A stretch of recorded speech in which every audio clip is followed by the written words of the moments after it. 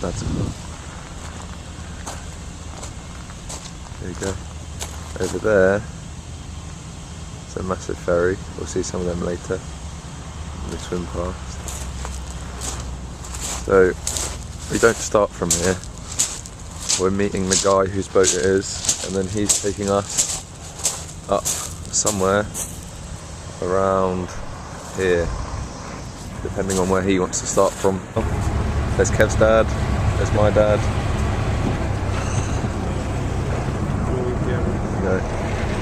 There's our boat. There's Chris's mum, there's Kevin, there's Chris. There we go.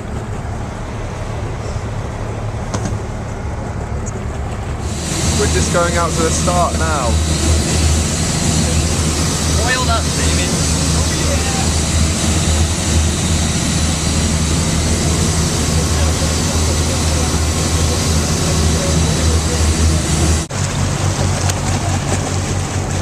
Should I pretend this is France? Yes. Nous sommes ici.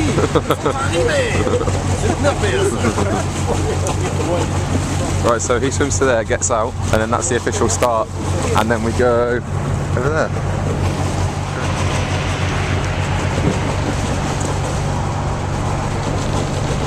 Right, he's right up. Yeah, we started.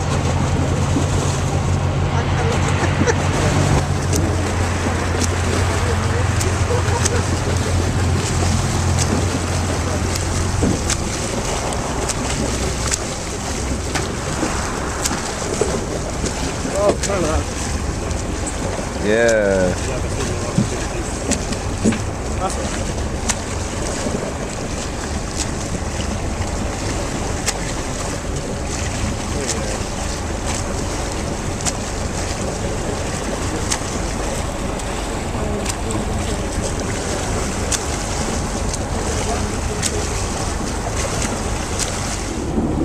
So there's Dover. Well, in the background, we started from Samphire down there.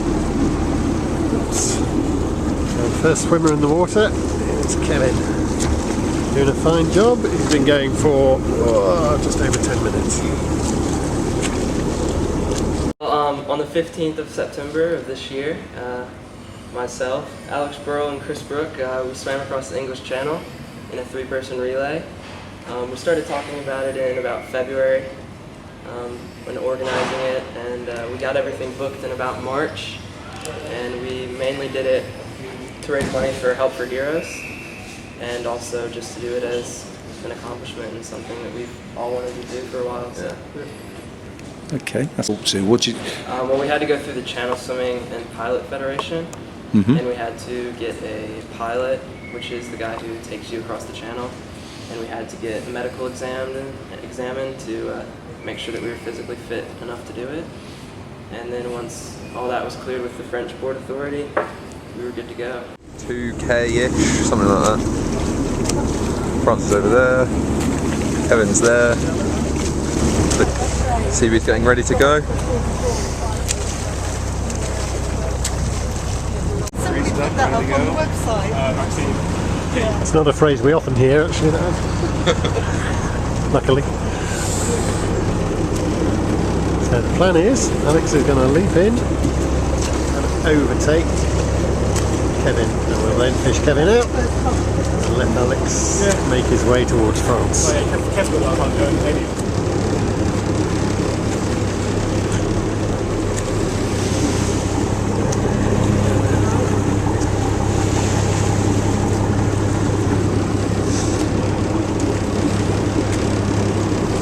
Kevin. Right, whenever we're ready. Oh, give up. Run out of breath. There we go. Ah, famous transition. Keep up.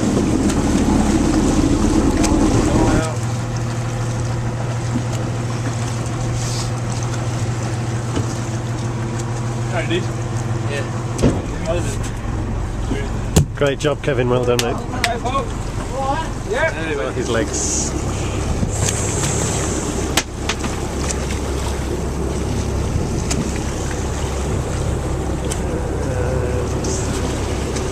how far we've come. And over there. So we're coming towards second transition. So the boys have brought us, Kev and Alex have brought us that far.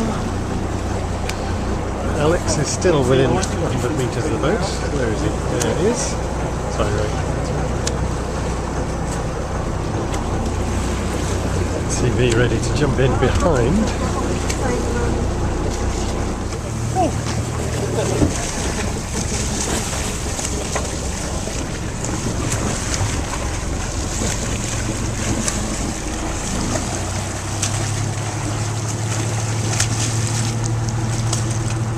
Swim, Alex.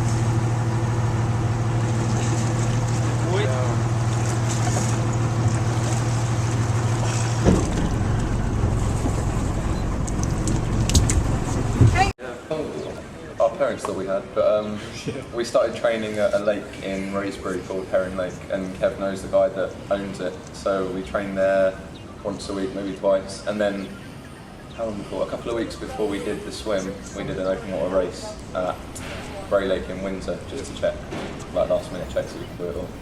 But yeah, no, I mean, it was different, but it wasn't like we didn't have the fitness, it was just getting used to the cold. There were quite a few jellyfish, especially on my second stint. I came across quite a nice big shoal with them and got stung quite a few times. Yeah, and there was a fishing boat. I think it was like you were in the water. No, it was while you were in the water. Was it? Some fishing boat came. Yeah, it was when CB was in the water. Yeah. Some fishing boat came like herring towards our boat, and we thought it was going to keep coming. Yeah, all I can remember is this sort of like chug, almost like a helicopter road to go around, and I look back and all this is this massive business, this fishing ship like right behind me. But like he just got too close.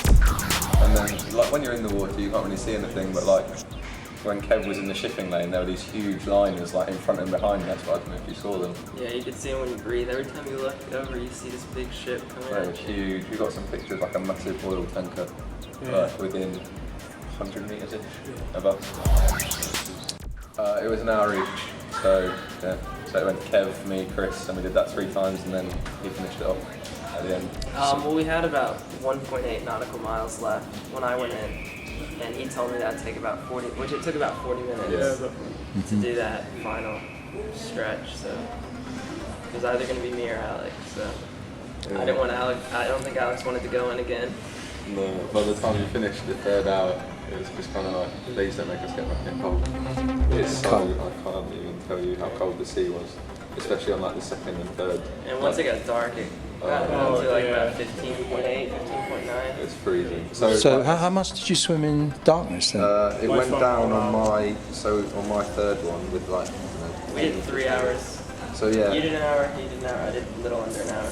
Yeah. So roughly. So we finished at, I can't remember. It was 10:40 French time, 9:40. And the sun went down at about 7:30. Yeah. An observer to make sure it was official. But that was also the pilot's first mate because we couldn't get an official observer from the Channel Swimming Federation. So obviously there's like rules like you're not allowed to jump in front of them on the takeovers. You always have to like jump in behind them and just swim off in a straight line to pick the other guy up. And Do you have to whisk you back? Yeah, so we were lucky. We had the fastest boat that the Channel Swimming Federation owns, so it was 2 hours back. And then so we got home at like what, 3 in the morning. Yeah, 3 in the morning. Yeah. So that was the hardest part, and then just aching for a couple of days. Well, it wasn't meant to be. We weren't meant to be going off until the 18th at the earliest. We got the call at 5 in the morning, Yeah. saying get down to Dover as soon as possible. The tides are good, and we were on the road probably by 9 in the morning. Yeah. So we got a slot because our pilot had a guy the night before that pulled out because he had seasickness. So he did like what, 3 hours swimming and then stopped. It was a 6-person relay. Was it? Yeah. Right. Not even all of them swam. No, they just got sick on the boat before even getting into the water. So he called Kev at 5 in the morning. Chris picked up his phone straight away. I slept until 7:30 because my phone didn't work. There's a season, isn't there? Yeah, it's between August and the end of September is when the season. And there's a couple of days. Yeah, a couple a day that try. Not everyone. It's just because it's warmest. Yeah. So the sea warms up over the summer because obviously it doesn't get warm like that, like lakes do. Yeah. So you leave it over the summer and it's warmest in September. It also means that the days are longer, so that you do less swimming in the dark. That's more days before. Sorry? Oh yeah, and it's not the most common thing to do. I know there's a fact that more people have climbed Mount Everest than have on the channel. Really? Successfully, yeah. More people successfully completed. The actual course you take across the channel isn't dead straight. So it's about 21 miles dead straight. Yeah. But you end up doing sort of like an S shape down and up because of the tides. Obviously they push you. So you end up swimming sort of closer to 40 Yeah. miles. What did we do? 40 to 50. We're not sure the exact distance. Yeah. But it's a lot longer than the actual 21 miles. It takes like over an hour to get warm. So we do 1 hour in the water, 2 hours out, and it takes like over an hour to get warm. And then you just try and get on energy, get some food in you, Pile on all the clothes. and then you're pretty much straight back in. Yeah. And was there, when you knew your turn coming up, did your heart sink, or were you sort of... Yeah. It was. For the first time, it was really exciting. But then for the second hour, you just thought, oh, Third hour was the worst. Yeah. what about the fourth one? I got told in my third hour that if I didn't sprint for the whole hour, the tide would take us down past the Cape. We'd have to go against the tide, and it would take us another 4 hours instead of 30 minutes. Swim to America. That might be a bit hopeful. Are we doing anything?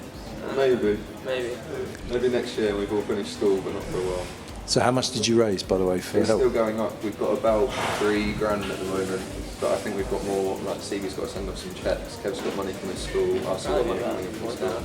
We'll try and get about 4,000 maybe more, but it's camera.